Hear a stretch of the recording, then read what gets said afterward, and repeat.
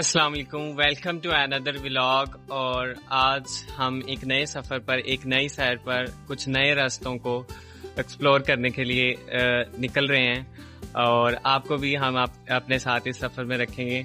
अभी हम लाहौर से निकलने लगे हैं और हमारी मंजिल तो चिन्योट में मौजूद एक महल है, लेकिन हम रास्ते में से काफ़ी ज़्यादा जो और पॉइंट्स आएंगे वो भी विजिट करेंगे और रास्ते में जो 2-3 शहर आएंगे वो भी। तो आप हमारे साथ बने रहिएगा।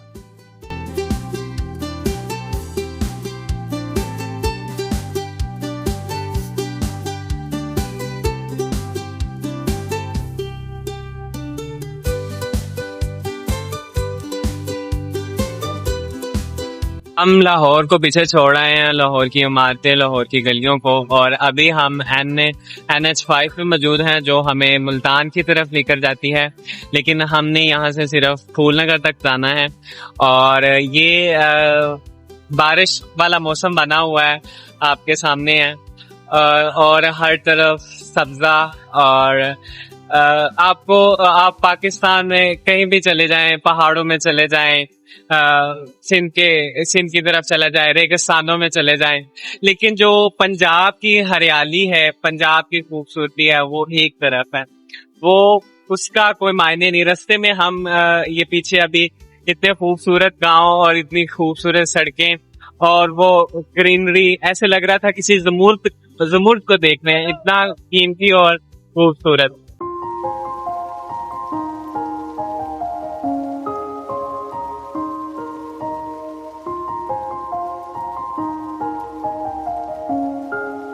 हम पंजाब के उस शहर में खड़े हैं जिसे कभी तो बुख्तियां वाला कहा जाता था, लेकिन 1958 में ये एक नए नाम के साथ उभरा जिसका नाम है फूलनगर। ये अपने खेतों, सरसब्ज खेतों और मेहनतकश किसानों की वजह से मशहूर है।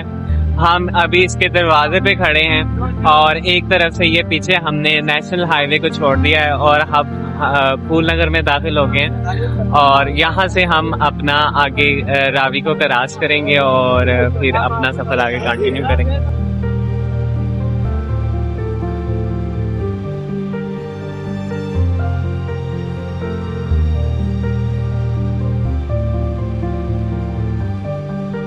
जी, हम फूलनगर में एक ऐसे पॉइंट पे मौजूद है जहाँ से रावी में से ये एक नहर निकाली जा रही है, एक दराज नहर, ठीक है। और यहाँ पर बारिश भी हुई है, उसकी वजह से मौसम कुछ प्यारा है, कुछ पानी की शोर है और कुछ हवा, यहाँ पर काफी ज्यादा सुकून है।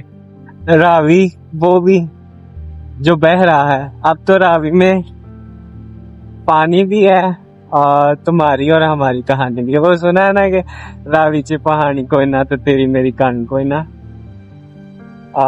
रावी तो बिखरा पड़ा है और खूबसूरत मंजर लग रहा है। पहली दफा मैंने रावी को इस तरह बहते हुए देखा है जिंदगी अपनी में। हमने रावी का ब्रिज क्रॉस कर लिया और उसके बाद हमें एक छोटा सा ये स्टॉल नजर आया था। यहाँ पर बहुत ज़्यादा खुशबू आ रही थी मछली की, तो हमारा दिल किया लंच भी करना था, बहुत भूख लगी हुई थी, तो हमारा दिल किया क्यों ना आज मछली हो जाए।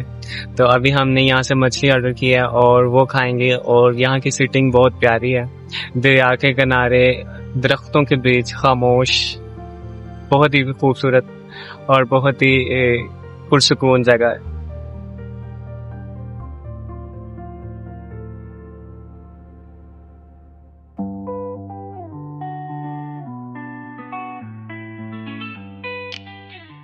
हम जड़ा वाला पहुंचने वाले हैं, उसके रास्ते में है। तो यहाँ पर दरमियान में एक गांव आता है बच्ची के, वहां पर बच्ची के पता नहीं क्या है, यहाँ पर हमारा बाइक पंचर हो गया और उसका पंचर लगवाने लगे हैं और फिर उसके बाद अपना सफर कंटिन्यू करेंगे।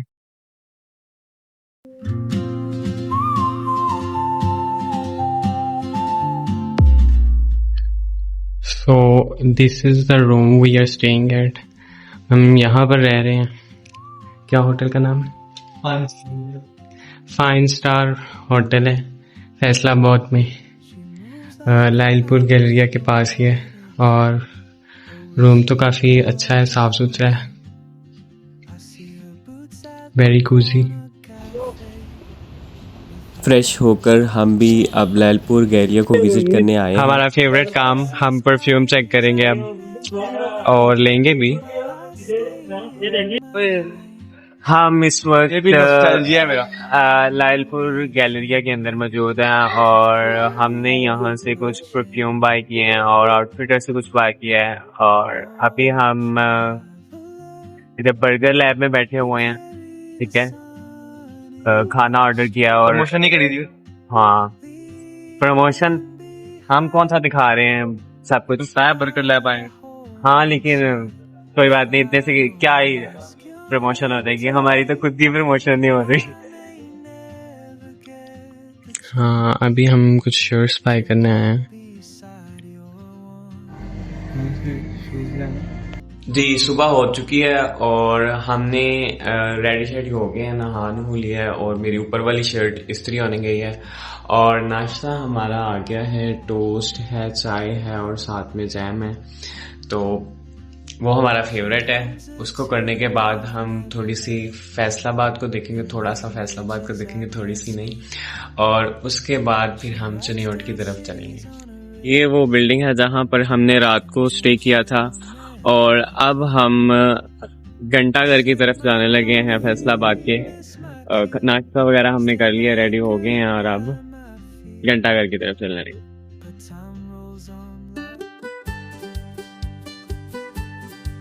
हम आए थे इस वक्त लालपुर म्यूजियम में। हमें तो देखना था लालपुर का कल्चर, लेकिन अफसोस क्या इधर लिखा हुआ है कि इतवार को म्यूजियम बंद होता है, तो बड़े अफसोस के साथ हम ये नहीं देख सकेंगे। दिल तो बहुत था यहाँ के कल्चर देखने की, यहाँ की रवायत देखने की, लेकिन अफसोस के साथ हम नहीं देखेंगे। अफसोस।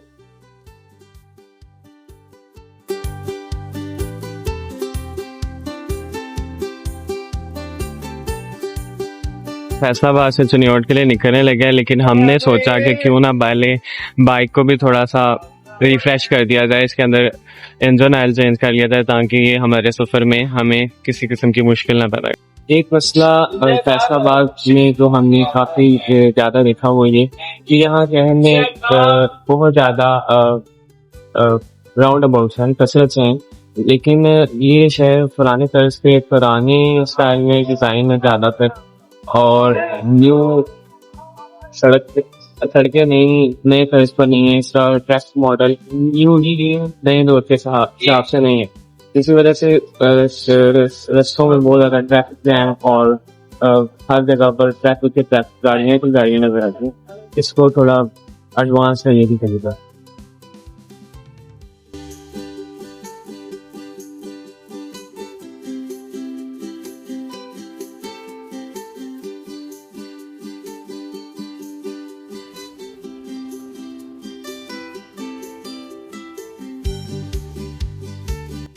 हम इस वक्त चनियोट के कैसे बाज़ार में गुजरे हैं, जहाँ हर तरफ फर्नीचर की दुकानें हैं और हर पीस एक से बढ़कर एक है, जैसे कारीगर ने इसके अंदर रूह समा दी हो।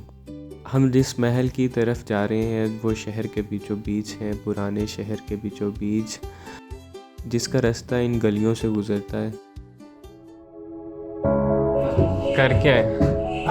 करके आए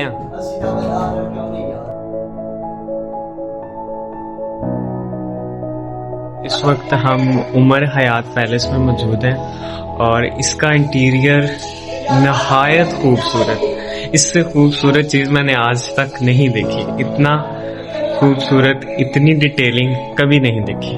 मतलब देख के वाव वाला जो रिएक्शन होता है वैसा रिएक्शन निकला है। सो वंडरफुल, इतनी ज़्यादा डिटेलिंग, इतना ज़्यादा खूबसूरत, इतना ज़्यादा कलरफुल एंड ऑसम।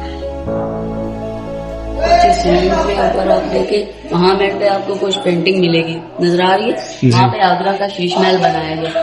अगर आप यहाँ मेट पे देखेंगे, यहाँ पे राजस्थान सुंदरबन महल बनाया गया। वहाँ पे मैं देखेंगे, वहाँ पे विक्टोरिया पैलेस बनाया गया जो कलकत्ता में। वहाँ सामने देखेंगे the great wall of China, दीवारें चीन बनाया गया। बाकी जो मकान है कंधारा तहजीब का बनाया गया, कंधारा तहजीब मकान में मतलब दरवाजे नीचे या ऊपर हुसैन में खुलते हैं। बाकी जो मेहराब बनाए गए इस्लामिक आर्ट का बनाया गया, वो नीचे आपको पिलर नजर आ रहे हैं दरवाजे के साथ, ये रोमन स्टाइल का बनाए गए। बाकी यहाँ पे जो मैंने आपको फ्रेस्को की बात की है, वो लाइट के नीचे जो बना, ये सारा यूरोपियन स्टाइल पे काम किया गया जी। मुकम्मल फ्रेस्को आर्ट और वुड आर्ट। इस आर्ट का वैसे क्या नाम है जो ये लकड़ी में की जाती है? ये यूरोपियन स्टाइल, यहाँ पे हर आर्ट दी गई है। तो वो जो उमर आया था ना, वो मिस्त्री मजदूरों को यहाँ पे काम करने वाले थे उन्हें पैसे दिया करता था कि जाकर पहले ये चीज आप घूम फिर के देख के उसे सेल करो, फिर उसकी हाथ से पेंटिंग बनाओ, तुमने वो बनानी, फिर वही चीज तुमने यहाँ पे मुझे कॉपी करके देनी है। अभी देखो वहाँ पे वो आपने आगरा शीश महल देखा जो आगरा में बना हुआ है, वहाँ से पहले देख के तो यहाँ पे कॉपी की गई है। यहाँ पे राजस्थान सुंदरबन महल बनाया गया ऊपर, वो देख के आया तो यहाँ पे कॉपी की गई है। ये जो रूम है ये उमर हयात के बेटे का कमरा है और इसकी आर्ट देखें, इसकी जो रूफ है वो काफ़ी ज़्यादा रिच है, आप देख सकते हैं। ये हमने यहाँ से टूर गाइड से पूछा है कि वो बताता है कि ये जो पैलेस है इसको दिलो दिमाग से बनाया गया, और ये जो सामने आपको ये नज़र आ रही हैं ये उसकी आंखें हैं और अंदर इसका दिल है। तो मतलब ये एक आर्ट है। और अगर इसके हम ये सामने सर्कल्स देखें तो हर सर्कल में एक नई बिल्डिंग, एक अलग इमारत की पेंटिंग है जो बिल्कुल ऐसे लगता है जैसे 3D प्रिंटिंग से प्रिंट की हो। मतलब आज के ज़माने में बहुत हैरत से मैं देख रहा हूँ कि ये देखें, आपको अगर ये देखें ताजमहल नज़र आए, मतलब इतनी डिटेलिंग से, इतना छोटा सा पता नहीं कैसे बनाया होगा, लेकिन ये अपने अंदर ही एक आर्ट म्यूजियम है। देखिए ये अंदर उन्होंने दिल बनाए हुए हैं जो मैंने आगे बात की है, काम करवाया बालकनी, झरोका, ये सारा यहाँ पर दोबारा रिबिल्ट होगा और फिर ये अपनी असल शान शौकत में आएगा। ये फ्रेस्को पेंटिंग की जा रही है, उसका जैसे उसको कॉपी किया जा रहा है जो पहले यहाँ पर डिज़ाइन था उसी को ही। ये देखें, इस महल की हर एक छत एक नई कहानी सुनाती है आपको, एक नए बाप में ले जाती है, एक नए दौर में, एक नई जिंदगी। इसकी खिड़कियाँ, ये इसकी देखें, इसमें से बहुत कुछ चोरी कर लिया गया है, कुछ हुकूमत के करप्ट लोगों ने और कुछ यहाँ लोगों ने अपना दांव लगाया और इसको चुरा लिया। लेकिन कोशिश जारी है कि इसको दोबारा से इसके असल रंग में लाया जाए और ये बहुत अच्छा काम है। ये देखिए, इसको कॉपी करके इसके डिज़ाइन कॉपी किया जा रहा है और उसको नए सिरे से बनाकर कितनी डिटेलिंग से उसको दोबारा से बनाया जा रहा है। और यही तो चिनियोट की आर्ट है, कल्चर है। जो हम करते हैं, आप आज बैंकों वाले करते हैं, हरी वो यहाँ तक नहीं, यहाँ पे वो यहाँ से था, यहाँ वो आप देखिए सुराग यहाँ पाइप दीवार के अंदर चला जाएगा तो यहाँ पे आप खत्म हो जाती है। कुआं आगे बनाया गया, टैंकी बन गई, यहाँ से भी आ गई चैम्बर, इसे हम कहते हैं यहाँ से पानी निकाले के बाल्टी में निकाल ले, यहाँ पे अब आपको ये वही है ओरिजिनल, उसे बात किया कैसे साफ किया। ये किचन था उमर हयात फैमिली का। और देखें इसकी विंडो, देखें ये किचन की विंडो है।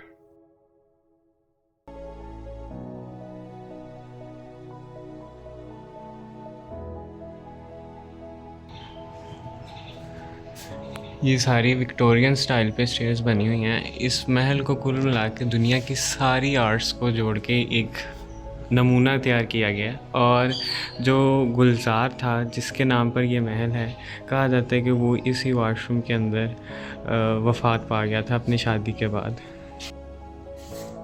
ये देखें, ये देखिए किस तरह डिटेलिंग से लकड़ी के अंदर हाथी बना हुआ है। और ये सीलिंग का एक टुकड़ा है जो पुरानी सीलिंग थी। और ये पत्थर यहाँ से कलेक्ट किए गए हैं यहाँ की पहाड़ियों से।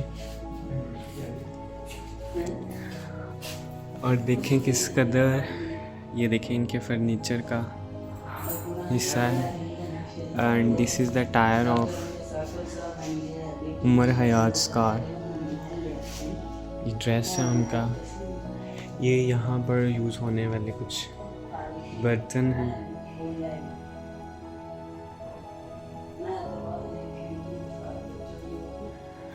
और ये कहा जाता है कि जो इनके दरवाज़ों के ये जो हैंडल थे असल में चांदी के थे और बाद में लोगों ने इसे चुरा लिया और कुछ बदल दिए गए। अभी पुराने पाक पढ़ा हो 2 साल को ना हाथ से लिखा हो, कल में उसका फारसी ज़बान में। नीचे पाकिस्तानी सिक्के बने, ठानी शानी, पैसे जो पहले चला करते थे। नीचे जंगली कबूतर का ढांचा पड़ा हुआ है, हाथी दांत से बना होने। साथ में पायल, ऐनक, कृष्ण बुक्स, साथ में तांबे पीतल के मिक्स बर्तन हैं। ये क्या है? जंगली कबूतर का ढांचा हाथी दांत से बना। और सामने इसके इसमें लिखे है ये हड्डी से बना हुआ ये पायल है। वर्क है। ये पायल किसकी है? ये लड़कियों की या अतिया की है सारा सामान। अच्छा, लोगों ने दिया नाम। ये तिला गंग से आई है, ज़िला चकवाल से। पाजेब और आनक दोनों सिक्के भी हैं इसमें, 2 आना। आधा रुपया 2 आना 1 पैसा। गुलजार महल, जिसका अभी तक ये इतना हिस्सा रह गया है और उसके ऊपर से सारा तोड़ दिया गया है। इसकी केयर नहीं की गई जिसकी वजह से। और ये सारी बालकनी, इसकी जो पालकी है ये भी इस वक्त मौजूद नहीं है, जिसको दोबारा बनाया जाएगा। और ये सब तो चला गया, लेकिन इसके अंदर ही आप दुनिया का सब कुछ देख सकते हैं। ये लाइब्रेरी के जी, ये एक आर्टिस्ट हैं जिनकी ये आर्ट रखी गई है। यहाँ पर नज़र आना मुश्किल है। ये नाखूनों से बनी हुई आर्ट है और ये इनको विक्टोरिया पैलेस, ये देखें, ये नाखूनों से बनी हुई आर्ट है। और ये कहा जाता है कि ये पूरे बड़े सगीर में एक ही आर्टिस्ट थे जिन्होंने ये आर्ट बनाई और यही फाउंडर हैं इन आर्ट के। और विक्टोरिया ने रानी विक्टोरिया ने ये इन्हें लेटर लिखा था कि मुझे भी मेरा नाम लिख कर दिया जाए। तो ये वो आर्टिस्ट हैं। देखें भी क्या पैलेस है, क्या आर्ट है। ये भाई बता रहे हैं कि अगर आपने दुनिया देखनी है तो गुलजार पैलेस में आ जाएं। देखें ये आर्ट, देखें किस कदर पचीदा और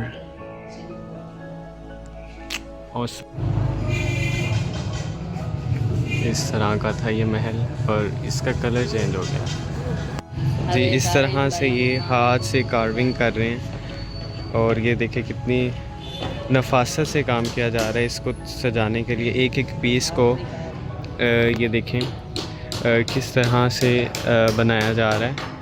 इसको इस तरह से पहले काट लिया जाता है मशीन से और फिर ये देखें उसकी किस तरह हाथ से फिनिशिंग करके खूबसूरत करके।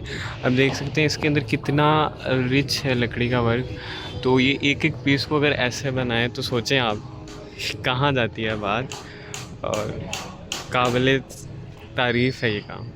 असल कलर इस तरह का था, वाइट और येलो, और लेकिन बाद में इसके ऊपर गवर्नमेंट ने अपने रंग डाल दिए और रंग में भंग हो गई। जैसे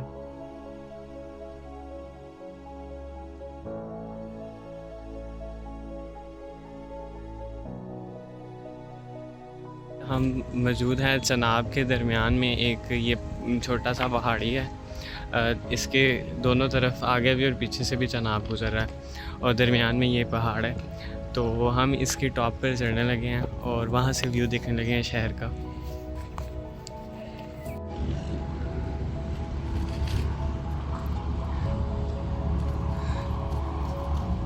आराम ना साथ चढ़ जाएगा फिर।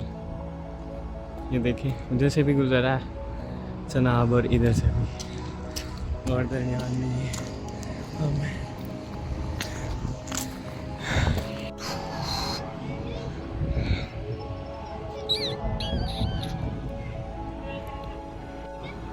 हम फैसलाबाद और चनियोट को पूरा देखकर अब इस पहाड़ी पर आ खड़े हो गए हैं और हमारे चेहरे बता रहे होंगे कि हम थक गए हैं और प्यास बहुत ज़्यादा लगी और ऊपर से हमें पानी लाना याद ही नहीं रहा और अब गले खुश्क हुए हैं और नीचे जाने की हिम्मत नहीं हो रही। लेकिन यहाँ पर कुछ हवा ठंडी है तो उसकी वजह से कुछ अच्छा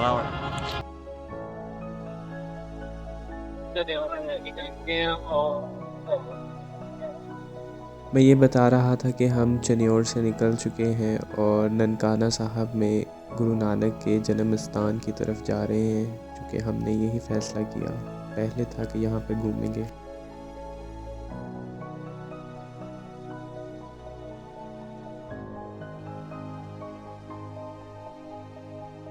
हम चनियोट से जन्म स्थान गुरु नानक साहब के पे आए थे और यहाँ से हमने अंदर से विज़िट किया। अंदर कैमरा ले जाने की इजाज़त नहीं थी तो इसलिए हम कैमरा तो अंदर नहीं लेके जा सके, लेकिन हमने उसे देखा है और अब हम उसके बाद लाहौर जाने लगे हैं वापस। अभी उससे पहले हमें गोलगप्पे खाने का मन था तो 80 किलोमीटर 2 गोलगप्पे घंटे खाने अल्लाह हाफिज़। मिलते हैं हम नए व्लॉग में एक नए सफ़र के साथ, एक नई कहानी के साथ।